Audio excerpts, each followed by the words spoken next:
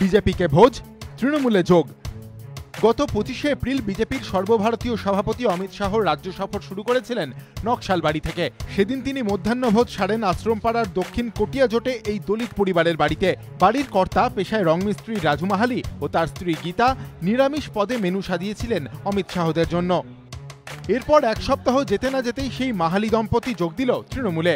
বুধবার তৃণমূলের নকশালবাড়ি পার্টি অফিসে রাজু ও তার স্ত্রী গীতার হাতে দলীয় পতাকা তুলে দেন তৃণমূলের জেলা সভাপতি গৌতম দেব।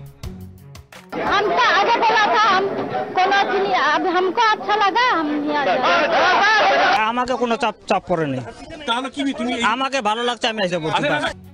যে মাহালি দম্পতির বাড়িতে পাত পেরে খেয়েছিলেন বিজেপির সর্বভারতীয় সভাপতি, এদিন সেই রাজু মাহালিদের বাড়িতে গিয়ে চা খেলেন তৃণমূলের জেলা সভাপতি তথা পর্যটন মন্ত্রী। এই বাড়িতে এই দাওয়াতেই কিন্তু অমিত শাহ পাত পেরে খেয়েছিলেন এবং গতকাল থেকে এই রাজু মাহালি, গীতা মাহালি নিখোঁজ ছিলেন এবং আজকে সকালে তৃণমূলের পার্টি অফিসে, এই নকশালবাড়ি পার্টি অফিসে তারা তৃণমূলে জয়েন করলেন এবং তারপরেই গৌতম দেব তাকে নিয়ে এলেন এই বাড়িতে। দেখুন, চা করলেন, এই চা করার পরে গৌতম দেব চা খেলেন। বিজেপির অভিযোগ, ভয় দেখিয়ে মাহালি দম্পতিকে তৃণমূলে নাম লেখাতে বাধ্য করা হয়েছে।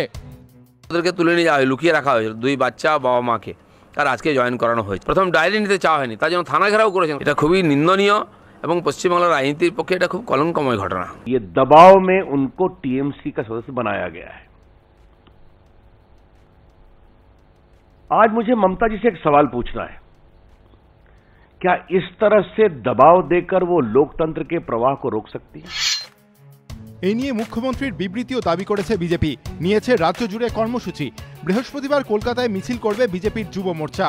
এর পাশাপাশি রাজ্যপাল এবং তফসিলি জাতি উপজাতি কমিশনের দ্বারস্থ হওয়ারও সিদ্ধান্ত নিয়েছেন দিলীপ ঘোষরা। তৃণমূল অবশ্য বিজেপির অভিযোগ উড়িয়ে দিচ্ছে। আমরা কাউকে জোর করে বিজেপি কি বললো এটা আমার কাছে ইমেটেরিয়াল ব্যাপার।